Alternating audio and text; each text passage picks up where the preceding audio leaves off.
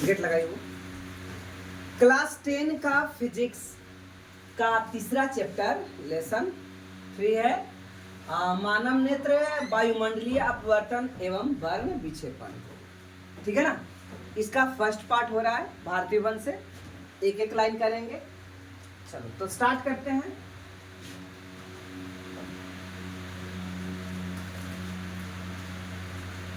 सबसे पहले मानव नेत्र के बारे में पढ़िए, यानी ह्यूमन आईज के बारे में, आई के बारे में हम लोग को पढ़ना है। मानव नेत्र के आगे तो बैठी तो ठीक तो था। मानव नेत्र इधर ना है। मानव नेत्र के बारे में, चलिए ह्यूमन आईज के बारे में। ओके, तो कहता है कि मानव नेत्र यानी आंख। मानव नेत्र यानी कि आंख, जो आंख है ना वही है मानव नेत्र। एक अद्भुत प्रकृति प्रदत्त प्रकाशिकीय यंत्र है, ऑप्टिकल इंस्ट्रूमेंट है। प्रकाशिकीय यानी प्रकाश को देखने के लायक यही एक बनता है। यह एक इंस्ट्रूमेंट है। इंस्ट्रूमेंट मतलब औजार, यंत्र। ठीक है ना। ऑप्टिकल, यह एक ऑप्टिकल यंत्र है, प्रकाशिकीय यंत्र है, यानी ऑप्टिकल इंस्ट्रूमेंट है। आंख एक उत्तल लेंस होता है, आपको यह पता होगा। आंख किसके जैसा ट्रीट करता है बच्चे? तो आंख उत्तल लेंस के जैसा ट्रीट करता है। बनावट, अगर इसकी कंस्ट्रक्शन की बात करें, आंख की कंस्ट्रक्शन की बात करें, यानी ह्यूमन आईज की कंस्ट्रक्शन की बात करें, तो आंख लगभग गोलीय होता है। लगभग गोलीय, 100% गोलीय नहीं, लगभग गोलीय। पूरा के पूरा गोल नहीं, कहीं चपटा भी देखने को मिलता है या कहीं उठा हुआ देखने को मिलता है। तो कहा जा सकता है कि आंख एक गोलीय, लगभग गोलीय बनावट यानी आकृति की होती है। आंख के गोले जिसे नेत्र गोलक यानी आईबॉल कहते हैं। हमारा ये आईबॉल है, ये जो आंख का जो गोलक है इसको आईबॉल कहा जाएगा। क्या कहा जाएगा? आईबॉल। आईबॉल यानी हिंदी में क्या बोलेंगे? नेत्र गोलक। आईबॉल यानी नेत्र गोलक। ये पूरा आंख का एक जो गोला है ना, यही है आईबॉल। क्या ये? आईबॉल। कहते हैं कि सबसे बाहरी परत सफेद अपारदर्शी चमड़े की होती है।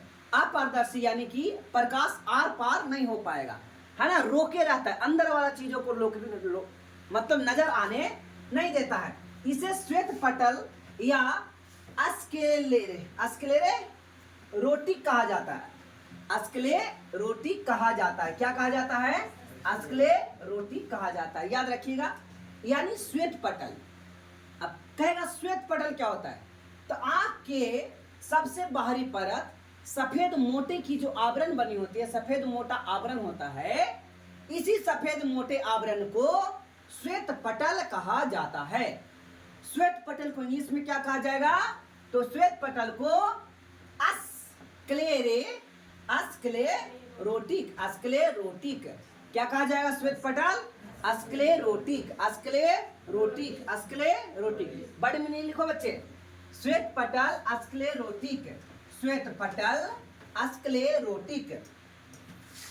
श्वेत पटल स्क्लेरोटिक। श्वेत पटल को क्या बोलेंगे? श्वेत पटल को स्क्लेरोटिक। श्वेत पटल को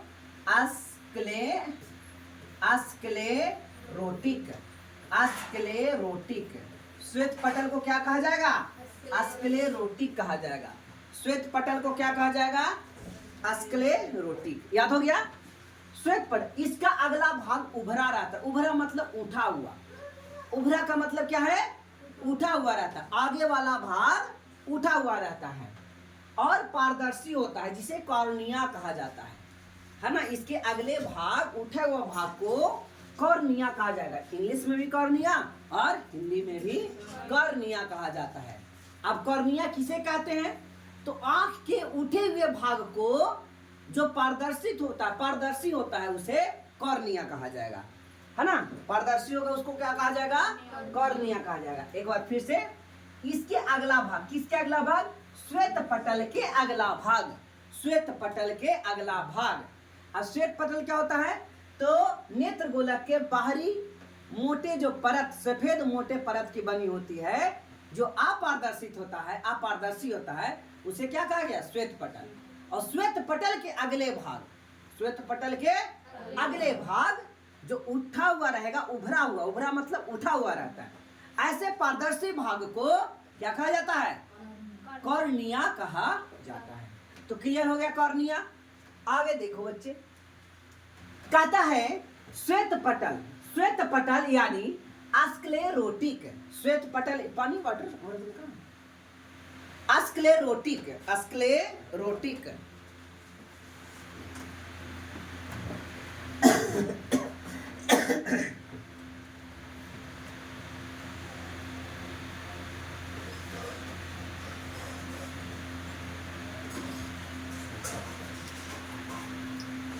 स्क्लेरोटिक के नीचे, स्क्लेरोटिक यानी श्वेत पटल, श्वेत पटल के नीचे गहरे भूरे रंग की एक परत होती है।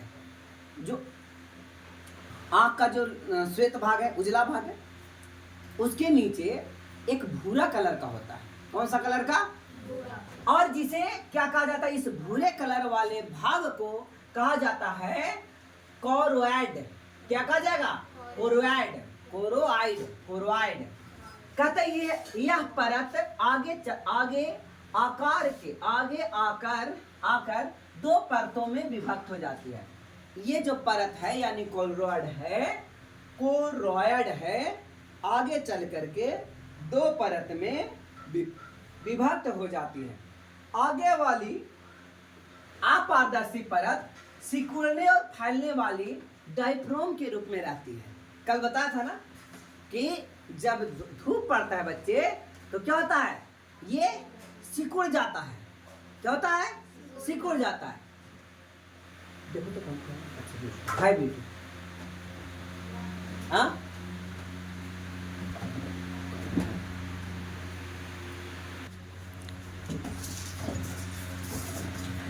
तो कह रहा है कि आगे चल करके ये अपारदर्शी, अपारदर्शी मैंने समझ में आता है ना, जो आर पार नजर नहीं आए उस घटना को क्या कहते हैं?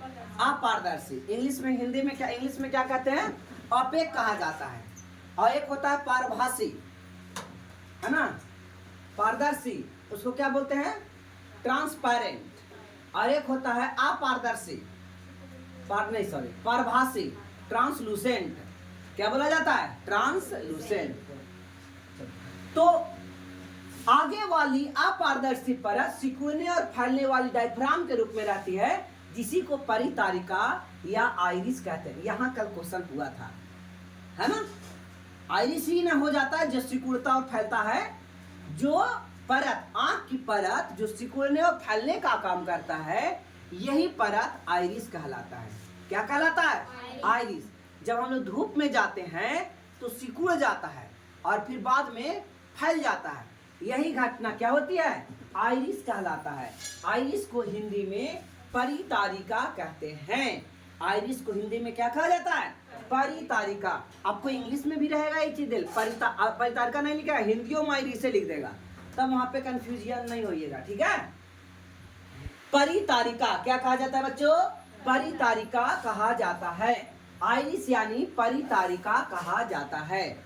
और पीछे वाली परतें पक्षमाभी या सिलियरी पेशियां कहलाती है। याद आ रहा है?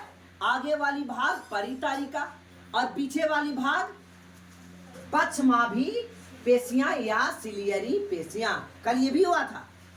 आगे वाली भाग परितारिका, हिंदी में, इंग्लिश में आइरिस, परितारिका या आइरिस। और पीछे वाली परतें पक्षमाभी या सिलियरी पेशियां कहलाती है। ये पेशियां जिलेटिन जैसी पारदर्शक तथा मुलायम पदार्थों से बना होता है। उत्तल लेंस, जिसे नेत्र लेंस या स्फटिक लेंस कहते हैं, को लटका कर रखती है, यानी बांध करके लेंस को रखती है ये, ठीक है ना। पीछे वाली सिलियरी पेशियां यही सिकुड़ने और फैलने के में मदद करती है। चलो बच्चे, तो याद हो गया। आगे वाली परत को परितारिका या आइरिस कहेंगे, पीछे वाली परत को पक्षमाभी या सिलियरी पेशियां कहा जाएगा। पक्षमाभी या सिलियरी पेशियां कहा जाएगा। अब ये जो है, ये पेशियां जिलेटिन किसकी बनी होती है? जिलेटिन जैसी पारदर्शी पदार्थ की बनी होती है, जो नेत्र लेंस या नेत्र गोला, ये आगे वाला नेत्र लेंस हुआ है ना, इसको या स्फटिक लेंस को लटका करके रखती है, यानी बांध करके रखती है, ठीक है ना। तो एक लिक्विड जैसा चिपचिपा पदार्थ, आंख का ऐसा होता है नहीं, चिपचिपा पदार्थ नहीं निकलेगा, ठीक है ना। तो इसी से ये क्या है, लटका हुआ रहता है, ठीक है ना। इसको क्रिस्टलाइन लेंस को लटका करके रखती है। आगे देखो बच्चे, नेत्र गोलक की सबसे भीतरी सूक्ष्मग्राही परत को दृष्टि पटल यानी रेटिना कहते हैं। यहीं पे प्रतिबिंब बनता है, किसी वस्तु का इमेज, किसी वस्तु का प्रतिबिंब रेटिना पर बनता है। ये हिंदी में क्या कहेंगे बच्चे, दृष्टि पटल। रेटिना यानी दृष्टि पटल, रेटिना यानी दृष्टि पटल। नेत्र गोलक की सबसे भीतरी सूक्ष्मग्राही परत को रेटिना या दृष्टि पटल कहा।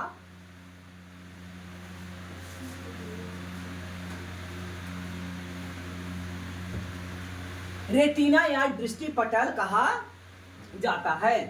तो लिख लिए रेटिना दृष्टि पटल, ठीक है ना। बताइए समझ में आ रहा है। नेत्र गोलक के सबसे भीतरी सूक्ष्मग्राही मतलब एक होल टाइप में, इस पटल को, इस परत को क्या कहा जाएगा, दृष्टि पटल या रेटिना। जब इस पर प्रकाश पड़ता है तो संवेदना उत्पन्न होती है, यानी सेंसिटिव उत्पन्न होता है। देखते हो जब लाइट आता है तो आंख अपने आप ऐसे बंद हो जाता है ना। तो यहाँ सेंसर आता है, सेंसिटिव उत्पन्न हो जाता है, संवेदना।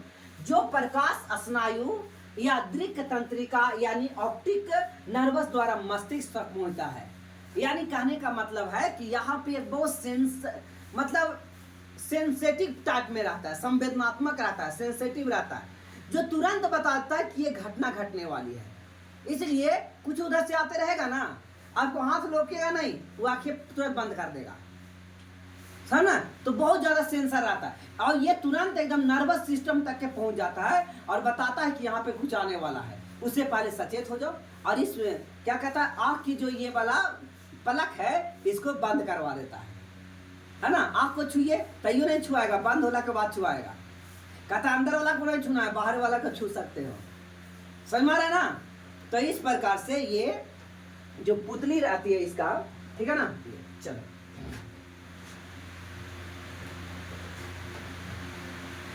कहता और हमें देखने का आभास होता है। तो देखने का आभास होने के लिए दृक् तंत्रिका मदद करता है, नर्व सिस्टम मदद करता है, ठीक है ना।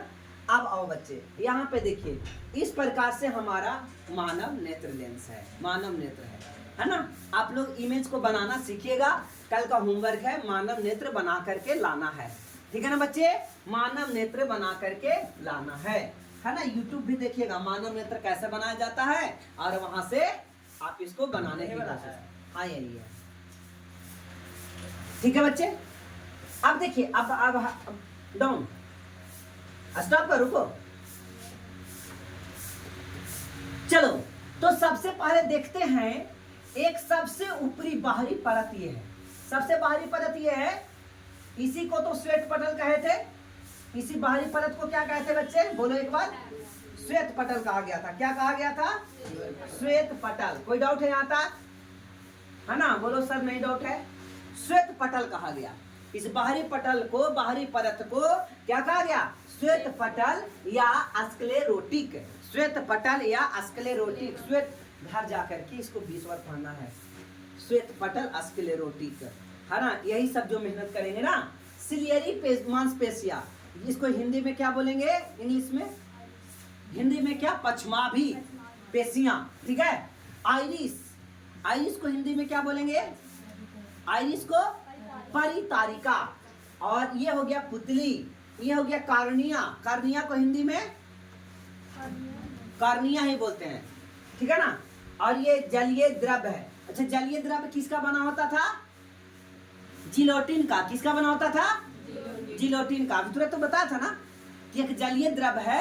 अच्छा बताइए, ये जलीय द्रव पारदर्शी है कि अपारदर्शी है, पारदर्शी है बेटे। क्या है, पारदर्शी है। कहाँ ध्यान है बेटा, क्या है ये, पारदर्शी है। अब आओ, यहाँ पे एक नेत्र लेंस है, यहाँ पे क्या है, और ये पूरा में एक कचाब द्रव बना भरा रहता है। इसलिए आँख फूटेगा तब पानी लिक्विड जैसा निकलता है। जब आँख फूटेगा तो लिक्विड, कभी कभी खांसी उसी में देखते हो ना, बकरी उकरी काटते रहते हो या फिर मुर्गा काटता है ना, आखिया फूट जाएगा मछली उछलिया के, तो लिक्विड जैसा नहीं निकलता है, ठीक है ना। तो ये हो गया बेटा आइरिस, ये क्या है बेटा आइरिस, ये वाला हो गया पुतली, यही फैलता और सिकुड़ता का काम करता है। ये हो गया कॉर्निया, ठीक है ना, और ये हो गया नेत्र लेंस, ये हो गया रेटिना या दृष्टि पटल, रेटिना या दृष्टि पटल, ठीक है ना, रेटिना या दृष्टि पटल। और ये पूरा है नेत्र गोलक। तो लगभग ये पूरा गोल है क्या? नहीं, लगभग गोला है।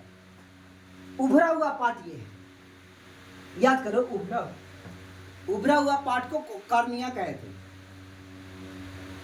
उभरा हुआ पार्ट को क्या कहते? कॉर्निया कहते, याद है ना। चलो आगे देखते हैं। उभरी हुई पार्ट को क्या कहा गया था? कॉर्निया और नेत्र लेंस के बीच, कॉर्निया और नेत्र लेंस के बीच का भाग जलीय द्रव यानी एक्वस ह्यूमर या नेत्रोद से भरा रहता है। लेंस और रेटिना के बीच के भाग को कचाव द्रव से भरा रहता है। अब देखो बेटा, यहाँ पे ये रेटिना है, यहाँ पे ये क्या है? इसी पर प्रतिबिंब बनता है, रेटिना पर प्रतिबिंब बनता है। और यहाँ पे है ये नेत्र लेंस, बीच में द्रव भरा है। इसी द्रव को क्या बोला जाएगा? तो बोलो, इस द्रव को कचाव कहा जाएगा। क्या कहा जाएगा? कचाव कहा जाएगा। बोलो क्या कहा जाएगा? कचाव द्रव कहाँ भरा रहता है? तो बोलोगे रेटिना और नेत्र लेंस के बीच, रेटिना और नेत्र लेंस के बीच कचाव द्रव भरा रहता है। अगर आपसे पूछेगा जलीय द्रव या नेत्रोद, जलीय द्रव या नेत्रोद कहाँ भरा रहता है, तो क्या बोलेंगे? कॉर्निया और नेत्र लेंस के बीच, कॉर्निया और नेत्र लेंस के बीच, कॉर्निया और नेत्र लेंस के बीच।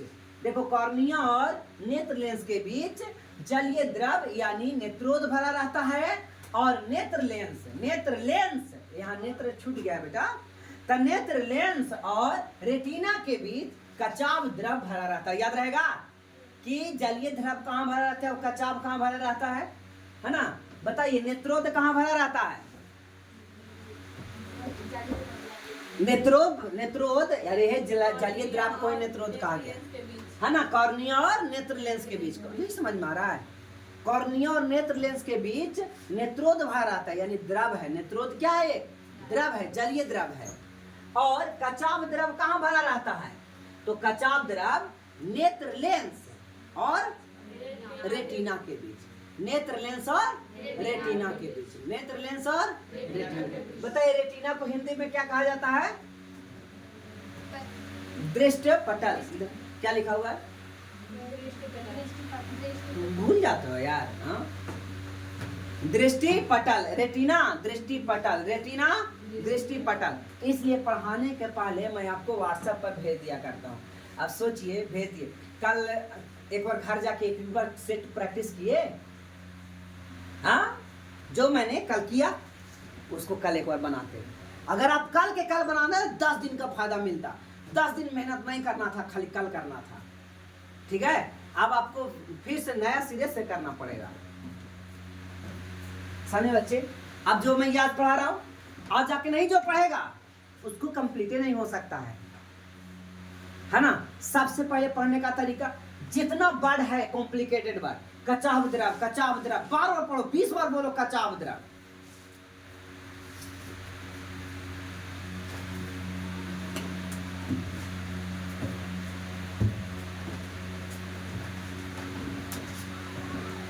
आइए, देखने की क्रिया कैसे होती है बच्चों? देखते कैसे हैं?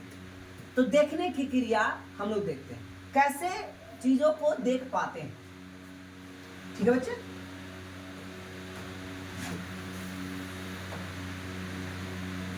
देखिए, कहता है देखने की क्रिया, आंख वास्तव में एक फोटो कैमरा की तरह कार्य करता है। जो कैमरा होता है ना, पिनहोल कैमरा, ठीक है ना, तो हमारी आंख फोटो कैमरा के जैसा काम करता है। किसके जैसा? कैमरा के जैसा काम करता है। कैमरा में आगे लेंस और पीछे फोटो फिल्म होता है। जो रील्स होता है ना, आगे लेंस लगा होता है और पीछे उसका है ना, रील होता है, फोटो फिल्म होता है। उसी प्रकार आंख में आगे लेंस और पीछे रेटिना होता है। बताइए, इसीलिए रेटिना पर उसका प्रतिबिंब बना। पहले के जमाने में वो रील्स आता था, रील फोटो खिंचाता था ना, लंबा रील निकलता था और ओकरा में छोटे छोटे फोटो रहता था आपका। कितने लोग देखे हैं, याद हाथ उठाइए। हाँ, ब्लैक टाइप में रहता था, ऐसे करके क्लिक करने के बाद और देखिए, और पीछे एक रील डाला जाता था, रील, और वही रील को मार्केट में जाके साफ करवाना होता था, तब आपको फोटो मिलता था। ओके, आवाज के मन में तब नहीं दिखाई नहीं करता, पहले तुरंत नहीं देखना है, खराब हो जाता है। एक बार जब आप देख लिए ना, अब उसको फिर से फोटो नहीं बन सकता, उसको निकालना बड़ा अंधेरा जगह पर निकालना होता है साफ करने से पहले, और फिर रील भी आपको दे देगा। ठीक है ना। चलिए, तो बच्चे समझ में आया। जिस प्रकार से कैमरा में आगे लेंस होता है और पीछे रील होता है, ठीक उसी प्रकार से आंख में भी आगे लेंस होता है और पीछे रील के जगह पर री से रील और री से रेटिना। रेटिना को हिंदी में दृष्टि पटल कहते हैं। क्या कहते हैं बच्चे? दृष्टि पटल। अब बताइए, एकदम कंफ्यूजन दूर हो रहा है। तो उसी प्रकार आंख में आगे लेंस और पीछे क्या लगा रहता है? रेटिना लगा रहता है। कैमरा में जो काम शटर का होता है वो आंख में पलक का काम होता है, ओकरा में शटर लगा रहता है। शटर नहीं समझ रहे हो? अरे शटर खोलने वाला, ठीक है, ऐसे खोला जाता है, बंद किया जाता है। तो शटर तो हमारे भी क्या है? ये पलक है। ये क्या है? पलक। ये पलक है ना, ये शटर का काम करता है। धूल गर्दा उर्दा जाने नहीं देता है। अरे शटर का यूज इसीलिए किया जाता है ना कि गर्दा वगैरह नहीं जाने दो। ठीक है, उसको भी चश्मा लगा दो। अगला बेटा परितारिका। परितारिका को इंग्लिश में क्या कहा जाता है बच्चे? बताओ एक बार। परितारिका को आइरिस कहा जाता है। परितारिका को क्या बोला जाता है? आइरिस कहा जाता है। परितारिका को क्या बोला जाता है? आइरिस कहा जाता है।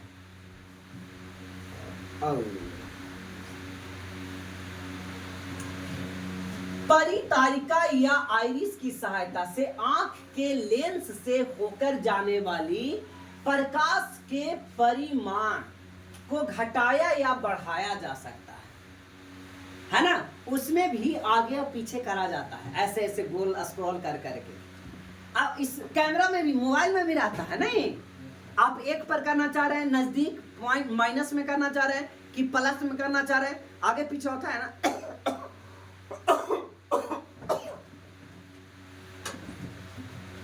क्या आगे पीछे होता है कि नहीं होता है?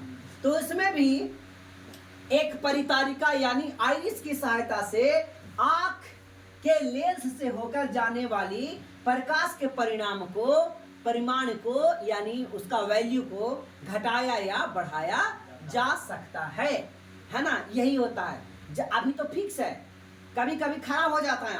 अब यही खराब हो गया ना, तो आइरिस खराब हो गया, इसीलिए कभी नजदीक के वस्तु नहीं दिखाई देगा तो कभी दूर के वस्तु दिखाई नहीं देगा। कहता है अंधेरे में परितारिका के बीच छिद्र यानी अभिमुख, जिसे पुतली कहता है, स्वतः फैल जाती है और तेज रोशनी पड़ने पर सिकुड़ जाती है ना। जैसे अभी बताया ना, सूरज में जाओगे तो परितारिका क्या होगा बेटे? सिकुड़ जाएगा। और यही डायफ्राम के जैसा काम करता है। कोई भी चीज फैलना या सिकुड़ना डायफ्राम का कार्य होता है। फैलना और सिकुड़ना किसका कार्य है? डायफ्राम का। फैलना और सिकुड़ना किसका कार्य है?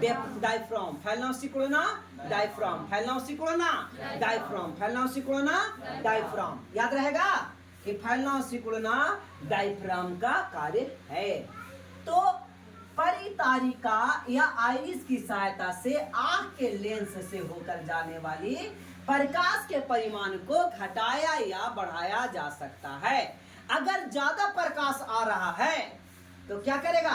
सिकुड़ जाएगा, क्योंकि देखने में आपको मदद मिलेगा। समझे? आसानी से आप धीरे धीरे देख लोगे। एक बार एक बड़ा रोशनी में चल जाएगा ना, आग एकदम चकमका जाता है, चौंधिया जाता है। लेकिन ये क्या होता है? सिकुड़ जाएगा, अब नॉर्मल हो जाएगा। जब सिकुड़ गया तो बैलेंस हो गया कि नहीं हो गया? जैसे फोटो जब कभी लेने रहते हैं तो बहुत दूर का फोटो आ रहा है, तो उसको धीरे धीरे नजदीक लाना है, तो आप कुछ ना कुछ करते हो ना।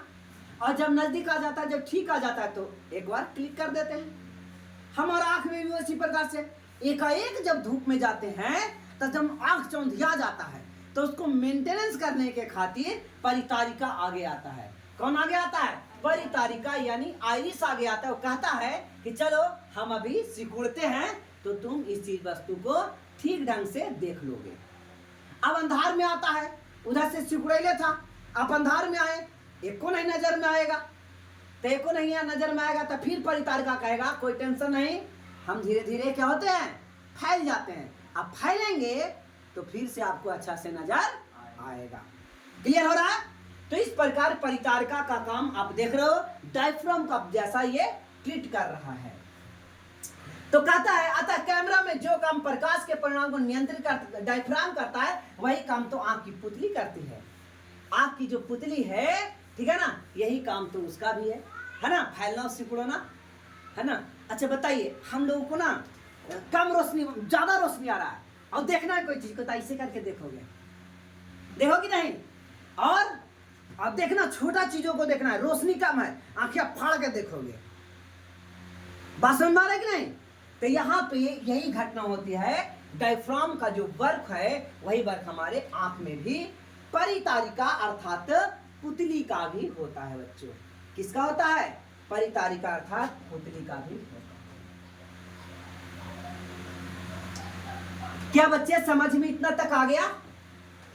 कहता जब प्रकाश की किरणें किसी वस्तु से आंख पर पड़ती है तो वह कॉर्निया तथा स्फटिक लेंस से, स्फटिक लेंस मतलब नेत्र लेंस, ठीक है ना। कॉर्निया को हिंदी में क्या कहते हैं? कॉर्निया दृष्टिपटल, रेटिना को बोलते हैं दृष्टिपटल, रेटिना को और कॉर्निया को कॉर्निया ही कहते हैं, कॉर्निया को कॉर्निया ही कहते हैं, कॉर्निया को कॉर्निया ही, कॉर्निया को कॉर्निया, कॉर्निया को कॉर्निया, कॉर्निया को कॉर्निया, कॉर्निया को कॉर्निया को, याद हो रहा है? कॉर्निया को क्या कहा जाता है? कॉर्निया ही कहेंगे। तो जब प्रकाश की किरणें किसी वस्तु से आंख पर पड़ती है, वस्तु से टक्कर करके हमारी आंखों तक आता है, तब हम उसको देखते हैं, तो वे कॉर्निया और स्फटिक लेंस से अपवर्तन के बाद रेटिना पर पड़ता है। क्योंकि यह एक लेंस है, लेंस में परावर्तन नहीं होता है, लेंस में अपवर्तन होता है। बच्चे समझ में आ रहा है? दर्पण में क्या होता था? परावर्तन होता था। दर्पण में क्या होता था? परावर्तन होता था। यहां से लाइट आया और लाइट लौट गया, परावर्तन होता था। लेकिन लेंस में क्या होता है? अपवर्तन होता है, घुस जाता है अंदर। नेत्र में, लेंस में क्या होता है? लाइन यहां से आया और लौटा में नहीं, अंदर घुस गया। अब ये देखा जाता है कि अपवर्तनांक किसका ज्यादा है, ठीक है ना। अपवर्तनांक के मुताबिक ये घुसेगा, केंद्र के मतलब अभिलंब से दूर हटेगा या अभिलंब की ओर होगा, ठीक है बच्चे। तो रेटिना पर पड़ती है अपवर्तन के बाद। यहाँ पे क्वेश्चन में दिन में चावल ही खाना चाहिए, रोटी खा ली।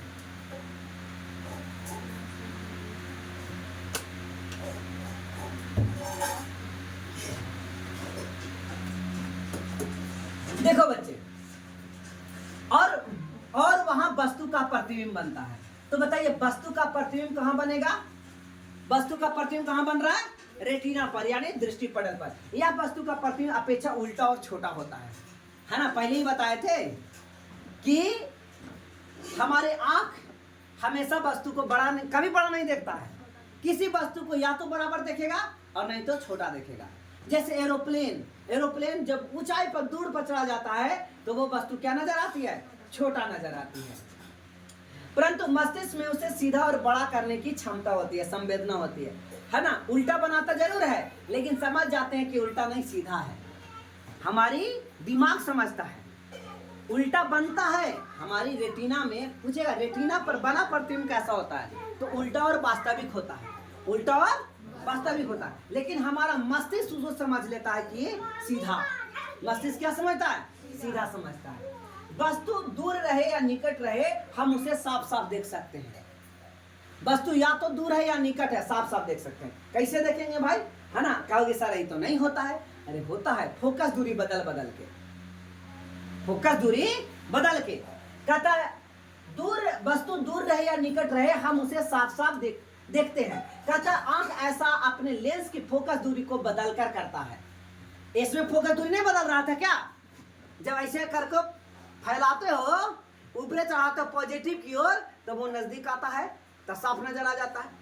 जब बड़ा रहता है, छोटा करके देखना है तो निगेटिव में ले आते हो तो छोटा दिखाता है, यानी साफ दिखाई देता है। यानी कोई वस्तु को बड़ा या छोटा करके देखते हैं कैसे? तो कहेंगे फोकस के सहारे। किसके सहारे? फोकस। तब वस्तु दूर रहे या निकट रहे, हम वस्तुओं को साफ साफ देख सकते हैं। ऐसा आंख ऐसा अपने लेंस की फोकस दूरी बदल कर करता है। कैसे करता है? फोकस दूरी बदल करके, फोकस दूरी चेंज करके। यह परिवर्तन सिलियरी पेशियां के तनाव के घटने और बढ़ने से होता है, और इसी घटना को समंजन क्षमता यानी पावर ऑफ अकोमोडेटेशन कहलाता है। समंजन क्षमता कहलाता है। कल समंजन क्षमता से क्वेश्चन आया था कि जब फैलता या सिकुड़ता है ना, डायफ्राम के जैसा, तो समंजन क्षमता भी इसको हम लोग कहेंगे। ठीक है ना? साफ साफ देखने के लिए फोकस दूरी में परिवर्तन। अब पूछेगा समंजन क्षमता क्या होता है? आंख साफ साफ देखने के लिए फोकस दूरी में जो परिवर्तन करता है, इसी परिवर्तन को समंजन क्षमता कहते हैं। कहता है यह एक सीमा तक होती है। ज्यादा अब ज्यादा नजदीक, इतना नजदीक है तो देखा जाएगा क्या? इसका सीमा है 25 सेंटीमीटर कम से कम होना चाहिए। कितना होना चाहिए बच्चे? 25 सेंटीमीटर से कम दूरी रहेगा तो वस्तु नहीं देख सकता, है ना? साफ साफ नहीं देख सकता। तो कहता है इसका जो समंजन सीमा है वो 25 सेंटीमीटर, समान नेत्र के लिए अनंत दूरी पर और कम से कम 25 सेंटीमीटर की दूरी पर वस्तु को स्पर्श देख सकते हैं। ज्यादा से ज्यादा कितना दूरी पर देख सकते हो? अनंत दूरी। देखिए सूरज कितना दूरी पर है, 15 करोड़ किलोमीटर है, उसको भी हम लोग देख लेते हैं। 4.3 बिलियन ईयर अगो दूर भी एक तारा है, उसको भी हम लोग देख लेते हैं। समझ में आ रहा है कि नहीं आ रहा? और नजदीक के वस्तुओं को भी देख लेते हैं। तो ज्यादा से ज्यादा दूर कितना दूरी दिखाई देगा? अनंत। और नजदीक से नजदीक कितना दिखाई देगा? 25 सेंटीमीटर। बोलो बच्चे, क्लियर है? बोलो बोलो, यस सर क्लियर है। करना आगे बढ़े। हाँ, बहुत कसकस के बोल रही है। समंजन की क्रिया क्या होती है? जब हम अनंत पर स्थित किसी वस्तु को देखते हैं तो आंख तो उस वस्तु से आने वाली समांतर किरणों को आंख नेत्र लेंस के रेटिना पर फोकस पर बनता है। कहाँ बनता है? देखिए, अनंत से कोई चीज आता है तो फोकस पर नहीं बनता है। पढ़े थे कि नहीं पढ़े थे? पढ़े थे ना बच्चों कि अनंत से अगर कोई प्रकाश आया तो समानांतर, अक्ष के समानांतर आता है तो फोकस से करता है। तो कहां से करता है? तो नेत्र लेंस के रेटिना पर। इसीलिए प्रतिबिंब रेटिना पर बनता है ना? जहां कटेगा वही ना बनेगा बेटा। तब फोकस पर कट रहा है, ठीक है? अब फोकस पर कौन है? रेटिना है। तो रेटिना पर प्रतिबिंब बना। प्रतिबिंब कहाँ बना बच्चे? रेटिना पर बना। प्रतिबिंब कहाँ बना बच्चे? रेटिना पर बना। इस स्थिति में नेत्र लेंस की फोकस दूरी अधिकतम होती है।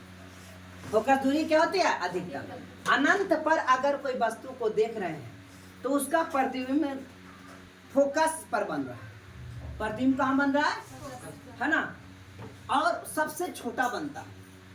फोकस पर बनता है तो सबसे छोटा बनता है, बहुत छोटा बनता है।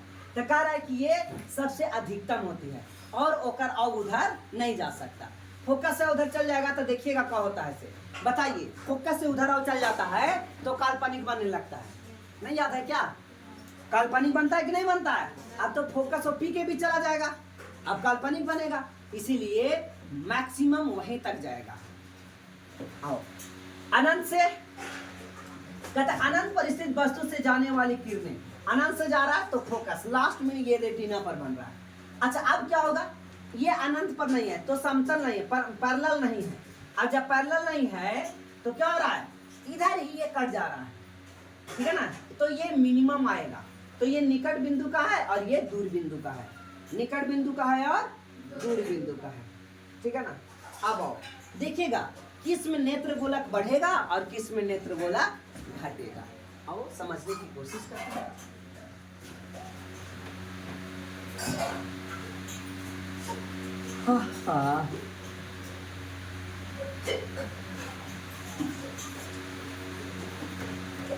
कहता है अब यदि वस्तु अनंत से आंख की ओर चलता है वस्तु अनंत से किधर चल रहा है बच्चे?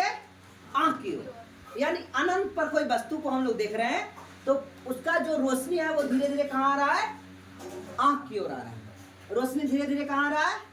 आंख की ओर आ रहा है। तो आंख अपनी सिलियरी पेशियां के तनाव बढ़ करके नेत्र लेंस की फोकस दूरी को इस प्रकार कम कर देता है कि वस्तु से आने वाली किरणें रेटिना पर फोकस होती है।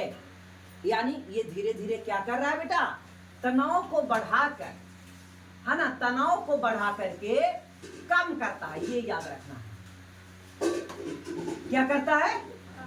तो अनंत से जो कोई आ रहा है ना उसको कम करता है। उसको क्या करता है? कम करता है। और रेटिना पर फोकस होती है तो रेटिना पर उसका प्रतिबिंब बन गया और वस्तु साफ साफ दिखाई देती है। इसी क्रिया को समंजन यानी अकोमोडेशन कहते हैं। जिस न्यूनतम दूरी पर, अब हम न्यूनतम दूरी पर देखना है वस्तु को, कम दूरी पर देखना है तो क्या करेगा? जो सिलियरी पेशियां हैं इसके तनाव को घटा देगा। इसके तनाव को क्या करेगा? इसके तनाव को क्या करेगा? सुत रही है पागल लड़की, कौन पढ़ेगी फिर? तनाव को क्या करेगा बच्चे? तनाव को घटा देगा। तनाव को बढ़ा दिया। तनाव को बढ़ाने से फोकस दूरी कम हो गया। कम हो गया ना। अब तनाव को घटाएगा तब फोकस दूरी बढ़ जाएगा और जब फोकस दूरी बढ़ जाएगा तब बड़ा बड़ा चीज नजर आएगा। तो नजदीक की वस्तु को हम आसानी से देख लेंगे। जिस न्यूनतम दूरी आकाश वस्तु को साफ साफ देखते हैं उसे स्पष्ट दृष्टि की न्यूनतम दूरी कहते हैं। अच्छा, क्वेश्चन आएगा स्पष्ट दृष्टि की न्यूनतम दूरी किसे कहते हैं? तो आप इसका आंसर दे पाओगे? क्या कहोगे? जिस न्यूनतम दूरी पर स्थित आंख वस्तु को साफ साफ दिखाई देता है उस न्यूनतम दूरी को न्यूनतम दृष्टि की क्या है? स्पष्ट दृष्टि की न्यूनतम दूरी कहते हैं। और इसके लिए 25 सेंटीमीटर, इसे डी से सूचित करते हैं। न्यूनतम दृष्टि को कितने से? डी से सूचित करते हैं। ये कितना है? लगभग 25 सेंटीमीटर की दूरी है। और दूर बिंदु और निकट बिंदु में अंतर देखिए। कहता है दूर बिंदु और निकट बिंदु वह दूरस्थ बिंदु जहां पर स्थित किसी वस्तु के नेत्र बिना समंजन को स्पष्ट देखती है उसे दूर बिंदु कहती है। समंजन नहीं करना पड़ता है, बढ़ाना और घटाना नहीं पड़ता है, ठीक है ना। इसे एफ से सूचित करते हैं। डी से न्यूनतम के और दूर वाले को एफ से सूचित करते हैं। समान के लिए न्यूनतम दूर बिंदु अनंत है। न्यूनतम बिंदु कितना है बच्चे? अरे बोलो, न्यूनतम दूरी 25 सेंटीमीटर। न्यूनतम दूरी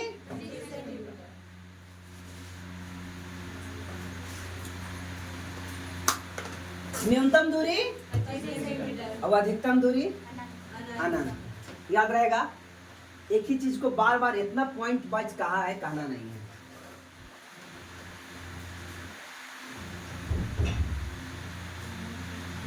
ठीक है ना। चलो आगे बढ़ते हैं। अब यही वाला बार बार है। परंतु कुछ व्यक्ति दूर यानी अनंत पर निकट यानी 25 सेंटीमीटर वस्तु को स्पष्ट नहीं देख पाता है ना। देखना चाहिए था लेकिन नहीं नजर आता। तो क्यों? आँख खराब हो गया। अरे आँख खराब हो गया इसलिए तो नजर नहीं आ रहा है ना। जैसे कोई बूढ़ा आदमी है उसको से कहोगे ये वाला नजर आता है, वो नजर नहीं आ रहा है।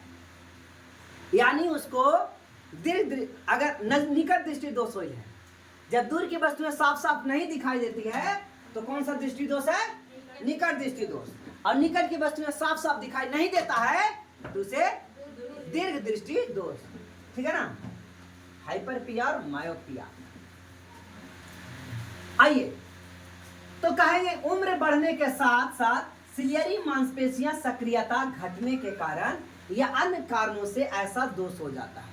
जो समंजन क्षमता होता था ना बेटे, अब ये समंजन क्षमता उतना फास्ट नहीं होता है। उपर्युक्त फोकस दूरी के अवतल या उत्तल लेंस युक्त चश्मे का उपयोग करके इस प्रकार के दृष्टि दोष से हमें दूर पाया जा सकता है, ठीक है ना। डिफेक्ट जो हो गया उसको निदान किया जा सकता है। आइए अब देखते हैं दृष्टि दोष, है ना। कौन सा दृष्टि दोष है? तो दृष्टि दोष तथा उसके सुधार। तो दृष्टि दोष ऐसे जनरली दो प्रकार के होते हैं। एक निकट दृष्टि दोष होता है और एक दीर्घ दृष्टि दोष होता है। क्या क्या होता है बच्चे? निकट दृष्टि दोष और दीर्घ दृष्टि दोष। निकट दृष्टि दोष और दीर्घ दृष्टि दोष। अब निकट दृष्टि दोष, निकट की वस्तुएं साफ साफ दिखाई देती है, उसे निकट दृष्टि दोष कहा जाता है। याद रहेगा, निकट की वस्तुएं साफ साफ दिखाई पड़ती है उसे निकट दृष्टि दोष कहते हैं, और दूर की वस्तुएं साफ साफ दिखाई देती है उसे दीर्घ दृष्टि दोष कहते हैं। आइए, स्वस्थ नेत्र द्वारा अनंत यानी बहुत दूर पर रखी वस्तुओं को लेकर स्पष्ट दृष्टि की न्यूनतम दूरी 25 सेंटीमीटर पर रखी वस्तु को आसानी से देख सकते हैं, तो कहें कि ठीक है भाई, कोई दोष नहीं है ना। लेकिन वस्तुओं को स्पष्ट कई कारणों से नेत्र यानी आंख बहुत दूर स्थित या निकट स्थित वस्तुओं को स्पष्ट प्रतिबिंब रेटिना पर बनने की क्षमता को खो देता है। अब बताइए, किसी वस्तु का प्रतिबिंब कहाँ बनता है?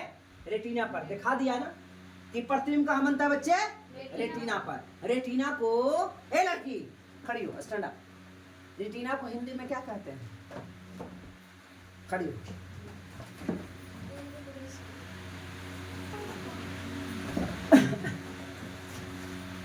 तो हम लोगों ने देखा कि दृष्टि दोष 3 प्रकार के होता है।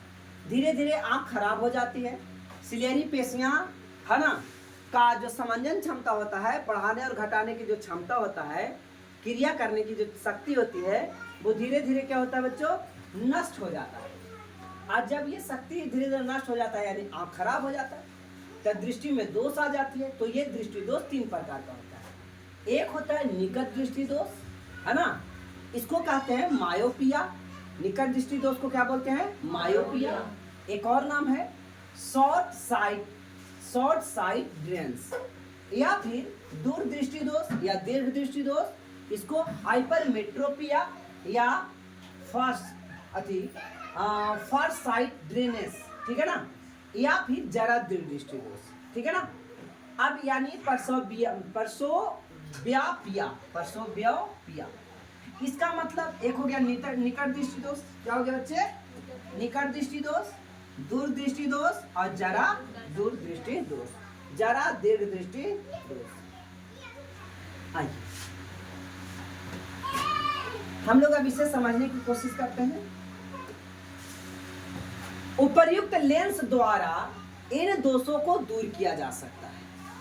लेंस या तो उत्तल लेंस, अवतल लेंस, बेलनाकार लेंस, अलग अलग टाइप के लेंस लगा करके इस प्रकार के जो नजदीक की वस्तु साफ साफ नहीं दिखाई दे रही है या दूर की वस्तु साफ साफ नहीं दिखाई दे रही है, तो इस प्रकार से जो प्रॉब्लम आ गया है आंख में, उसको दूर किया जा सकता है। कैसे? इन लेंसों को जब फ्रेम में जड़ दिया जाता है, ये है आंख वाला ये फ्रेम, ये क्या है? फ्रेम, और इसका इतना डिस्टेंस फिक्स कर दिया जाता है, वो जो नेत्र गोलक लेंस को बढ़ाने या घटाने का काम करता था ना, अब यह करेगा घटाने या बढ़ाने का काम। कौन? ये लेंस जो है। ऐसे आज की डेट में आंख में भी लेंस सेट होने लगा है। आंख में अंदर ये जो आईबॉल देख रहे हो ना, आईबॉल जो काला काला जो पार्ट है, भूरा पार्ट है, इसी पार्ट पे जाकर के एक लेंस जाके चिपका दिया जाता है। समझ में आ रहा ना? और आपका वो आंख ठीक हो गया, और क्या, लेंस लग गया आंख में। दर्द उर्द ना देगा, ये नहीं सोचो कि आंखें में चल गया तो दर्द देगा, ठीक है ना। क्या सो रही है क्या? फ्रेम में तब चश्मा बनता है। जब लेंस को फ्रेम में जड़ दिया जाता है तो क्या बनता है बच्चे? चश्मा बनता है। किंतु उपर्युक्त लेंस को बनाकर इन्हें सीधे नेत्र गोलक में लगा देना संभव है, और आज के डेट में यही कह रहा है कि डायरेक्ट नेत्र गोलक में भी लगा दो ऐसा लेंस, है ना, फ्रेम में ना जड़ करके डायरेक्ट क्या कर दो, इसी प्रकार के लेंस को नेत्र गोलक में लगा दो, ठीक है ना। तो ऐसे लेंस को संस्पर्श लेंस कहते हैं, यानी कॉन्टैक्ट लेंस कहते हैं। संस्पर्श लेंस, जो आंख में लेंस डायरेक्ट लगा दिया जाता है, ऐसे लेंस को क्या कहा जाता है? संस्पर्श लेंस यानी कॉन्टैक्ट लेंस कहा जाता है। चलो स्टार्ट करते हैं हम लोग यहाँ से कि निकट दृष्टि दोष क्या होता है ना। मायोपिया, निकट दृष्टि दोष, मायोपिया, निकट दृष्टि दोष, मायोपिया क्या होता है। अब बच्चे अब मायोपिया को डिटेल से अध्ययन करते हैं। पहले तो ये जान जाओ, निकट दृष्टि दोष हो है तो कौन सा लेंस का उपयोग करेंगे? निकट दृष्टि दोष में अवतल लेंस का उपयोग करेंगे। कौन सा लेंस? अवतल लेंस। कौन सा लेंस? अवतल लेंस। याद रहेगा, अवतल लेंस का उपयोग करके निकट दृष्टि दोष को दूर किया जा सकता है, ठीक है। आइए, जिस नेत्र में दृष्टि दोष होता है, जिस नेत्र में आंख में निकट दृष्टि दोष होता है वह दूर स्थित वस्तुओं को स्पष्ट नहीं देख सकता है। निकट दृष्टि दोष में निकट की वस्तुएं साफ साफ दिखाई देती है, यानी दूर की वस्तुएं साफ साफ नहीं दिखाई देती है। बड़ा अटपटा है लेकिन आपको समझिए। निकट दृष्टि दोष क्या है? निकट दृष्टि दोष में दूर की वस्तुएं नहीं दिखाई देता है। निकट दृष्टि दोष में दूर की वस्तुएं साफ साफ, लेकिन निकट की वस्तुएं साफ साफ दिखाई देता है।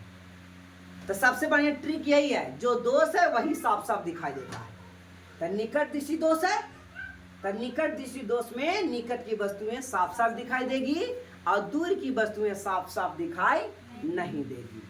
ठीक है ना? तो दूर की वस्तुएं को स्पष्ट दिखाई नहीं दे सकती। इसके लिए दूर बिंदु जो समान आंख के लिए अनंत पर होता है, अनंत न होकर नेत्र के निकट कोई बिंदु एक पर होता है, यानी वहीं पे फोकस लगा दिया जाता है। दोष का कारण कैसे ये हो जाता है भाई? क्या आंख में कुछ घटना घट गया कि ये हो गया निकट दृष्टि दोष, कि निकट की वस्तुएं साफ साफ दिखाई दे रही है लेकिन दूर की वस्तुएं साफ साफ नहीं दिखाई दे रही है। तो निकट दृष्टि दोष होने के कारण क्या है? तो कहेंगे इसके दो कारण हो सकते हैं। एक, नेत्र गोलक लंबा हो जाना। नेत्र गोलक जो गोल होता है वो क्या हो जाना? लंबा हो जाना। यानी नेत्र गोलक कहां तक होता था? तो नेत्र लेंस और रेटिना, ये वाला रेटिना होता था बेटा, और ये होता था नेत्र लेंस। इन दोनों की बीच की दूरी क्या होगा? बढ़ जाएगा। क्या बढ़ जाएगा? तो लंबा ना हो जाएगा? नहीं लंबा हो गया? समझ में आया? किसकी बीच की दूरी बढ़ जाएगा? तो नेत्र लेंस और रेटिना के बीच की दूरी बढ़ जाना, या नेत्र गोलक को लंबा हो जाना, खिंचा जाना, टाइट हो जाना। बोले याद रहेगा? निकट दृष्टि दोष का कारण बताइए। तो निकट दृष्टि दोष के दो कारण हैं। पहला कारण है कि नेत्र गोलक का लंबा हो जाना। तो लंबा का कोई चीज खिंचा जाएगा तो लंबा हो जाएगा। तो खिंचा क्या गया भाई? तो खिंचा गया नेत्र लेंस और रेटिना के बीच की दूरी बढ़ गया, तो लंबा हो गया। ठीक है ना? दूसरा, नेत्र लेंस का आवश्यक से अधिक मोटा हो जाना। नेत्र लेंस कौन है? ये जितना चाहिए उससे ज्यादा क्या हो गया? मोटा हो जाए, है ना? तो नेत्र लेंस उससे ज्यादा मोटा हो जाना, उसकी फोकस दूरी कम हो जाती, जिससे उसकी फोकस दूरी क्या होती है? कम हो जाती है। देखो बेटा, याद इससे ज्यादा इंपॉर्टेंट ये समझिएगा बात को। देखो बेटा, कहता है कि नेत्र लेंस का आवश्यकता से अधिक मोटा हो जाना। ये वाला क्या है? नेत्र लेंस। और ये क्या है? रेटिना। तो नेत्र लेंस और रेटिना के बीच की दूरी बढ़ जाना, ये तो हमने देखा पहला कारण। एक और कारण क्या देखा? नेत्र गोलक लंबा हो जाना। नेत्र गोलक माने ये पूरा नेत्र गोलक लंबा हो जाना, हमने एक कारण देखा। दूसरा कारण ज्यादा इंपॉर्टेंट है कि नेत्र लेंस आवश्यकता से अधिक मोटा हो जाना। इतना था और ये इतना हो गया। अब जब मोटा हो गया तो फोकस दूरी कम हो जाता है। जब मोटा हो गया तो फोकस दूरी क्या हो जाता है? और अगर पतला हो जाएगा तो फोकस दूरी घट जाएगा। ठीक है ना? आइए, यह हम लोग दो कारण समझ गए। ये आपके एग्जाम के लिए बहुत इंपॉर्टेंट है बच्चे, है ना? कि क्या कारण है कि निकट दृष्टि दोष होती है। तो क्या बोलेंगे? याद कुछ आया? नेत्र गोलक का लंबा हो जाना, रेटिना तथा नेत्र लेंस के बीच की दूरी बढ़ जाना। नेत्र गोलक नहीं, नेत्र लेंस आवश्यकता से अधिक मोटा हो जाना, जिससे फोकस दूरी घट जाती है ना? मोटा होगा तो फोकस दूरी घट जाएगा। आइए, बहुत दूर यानी अनंत पर रखी वस्तु से आती समानांतर किरण रेटिना के सामने आई यानी प्रतिबिंब पर फोकस होती है, अर्थात वस्तु का प्रतिबिंब रेटिना के सामने बनता है, इसलिए वह नेत्र दूर से स्थित वस्तु को साफ साफ नहीं दिखाई देता है। बनना चाहिए था वहां नहीं बन पाता है। ठीक है ना बच्चे। यदि वस्तु अनंत से आंख की ओर चलता है तो प्रतिबिंब रेटिना यानी आई यानी इमेज रेटिना की ओर बढ़ते जाता है, और वस्तु फोकस पर होती है तो प्रतिबिंब रेटिना पर बनता है और वस्तु साफ साफ देख पाते हैं। ऐसे नेत्र के लिए एफ बिंदु का प्रयोग करते हैं। खैर ये सब चीजें अभी आप समझ जाइएगा, टाइम पास है, ठीक है ना। आगे देखो,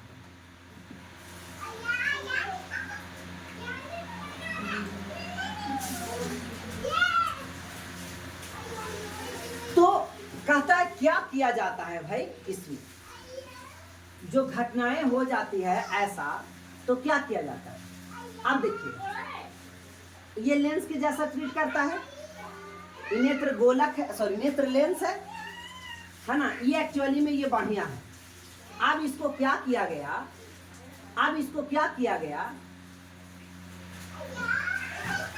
ये ओरिजिनल है, ये सही में है, ये गलत नहीं है।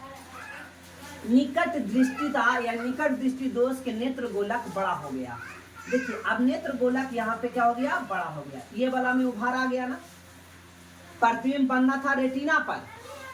देखो बेटे अच्छा से कुछ नजर आ रहा है, ये वाला से ये हट गया है कि नहीं, दूरी से नहीं समझ में आ रहा है।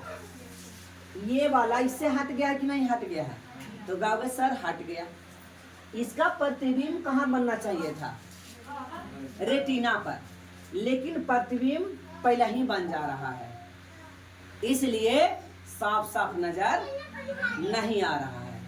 तो करना क्या होगा भाई, करना होगा नेत्र लेंस को और उधर शिफ्ट करो, इमेज यहाँ ना बन के इमेज एकरा पर बनेगा, इमेज यहाँ ना बन करके यहाँ बनेगा।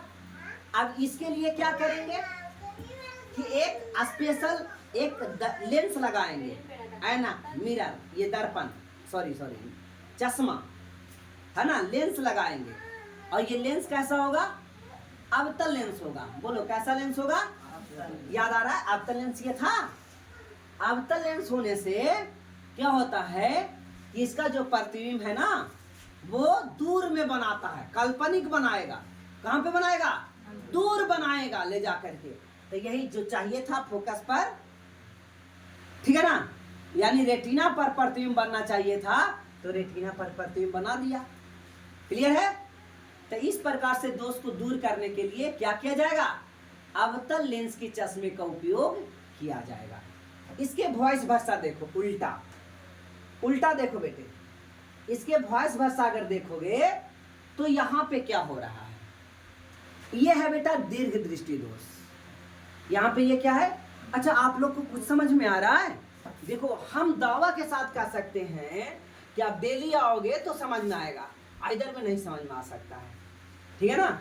हमारा पढ़ाने का तरीका तो मानते हैं आसान है, लेकिन ना आने पर सबसे मुश्किल भी है। भारी चीज भी तो पढ़ाते रहते हैं ना, कि कोई चीज आपका छूटे नहीं, एक एक चीज समझाने की कोशिश भी करते हैं। इसमें क्या है कि जहां पे प्रतिबिंब बनना था तो प्रतिबिंब रेटिना पर बनना था, और आई गोलक पतला हो गया। आई गोलक के बीच की दूरी क्या हो गई बेटा, घट गई। क्या हो गई, यानी नेत्र लेंस आवश्यकता से अधिक पतला हो गया।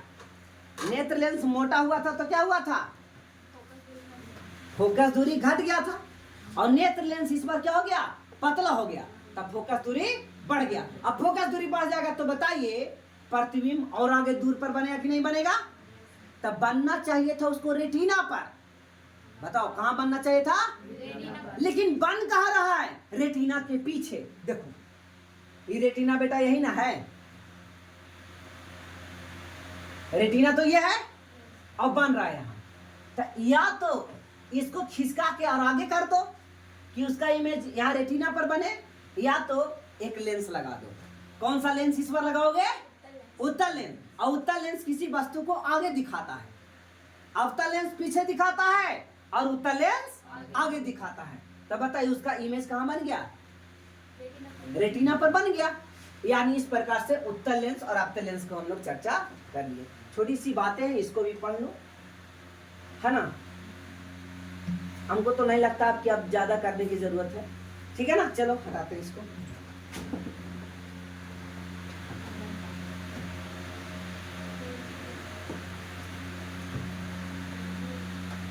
ये वाला देखो बेटा, एफ क्या है, लेंस की फोकस दूरी। एफ क्या है, लेंस की फोकस दूरी। डी क्या है, आंख से दूर बिंदु एफ की दूरी। ये आंख की वाला आईबॉल, एकर पीछे रेटिना, बीच की दूरी एफ है। भी क्या है, लेंस से प्रतिबिंब की दूरी, लेंस से प्रतिबिंब की दूरी। अब आपको ये बताओ, जब वस्तु अनंत पर हो तो u बराबर माइनस इंफिनिटी लिखोगे। वस्तु दूरी हमेशा नेगेटिव में रहता था, अब अनंत पर है तो वहां पे अगर बटे में u है और बटा में इंफिनिटी है तो उसका वैल्यू तो 0 दोगे। क्या दोगे, 0 दोगे। दोगे नहीं दोगे, जब 1/0 होता है तो इंफिनिटी नहीं लिखाते हो क्या, तो 1/इंफिनिटी रहेगा तो 0 नहीं लिखोगे क्या, लिखोगे ना। अब बताइए इमेज कहां बनेगा, तो डी पर। इमेज कहां बनेगा, डी पर। यू का मान कहां है, अनंत पर, इंफिनिटी पर। तो ये 0 हो जाएगा कि नहीं हो जाएगा, ये वैल्यू क्या होगा बेटा, 0 हो जाएगा। तो एफ बराबर 1 आ जाएगा। तिरछा तिरछी गुना करोगे तो इससे क्या आप क्या सीखे, आवश्यक चश्मे अवतल, अवतल यानी अपसारी लेंस, अवतल को अपसारी लेंस कहते थे, ये भी बता दिया है। फोकस दूरी दोषपूर्ण नेत्र में जो फार यानी दूर बिंदु होता है कि दूरी बराबर होनी चाहिए। ये दूरी क्या होनी चाहिए, बराबर होनी चाहिए। एफ और डी आपस में बराबर होनी चाहिए। एफ और डी आपस में क्या होनी चाहिए, बराबर होनी चाहिए।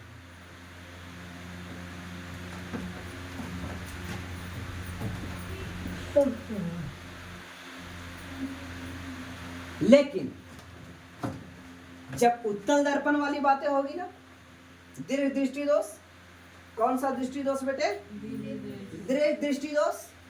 तो दीर्घ दृष्टि दोष में याद रखिएगा एफ बराबर डी डी,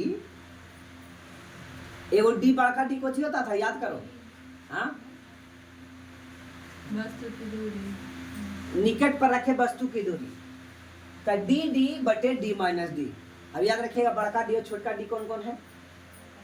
डी क्या था, डी क्या था, नेत्र लेंस से वस्तु की दूरी जब एन पर हो, है ना। एक बार और आया था, देख लीजिएगा। अब आइए, एक था जरा दीर्घ दृष्टि दोष।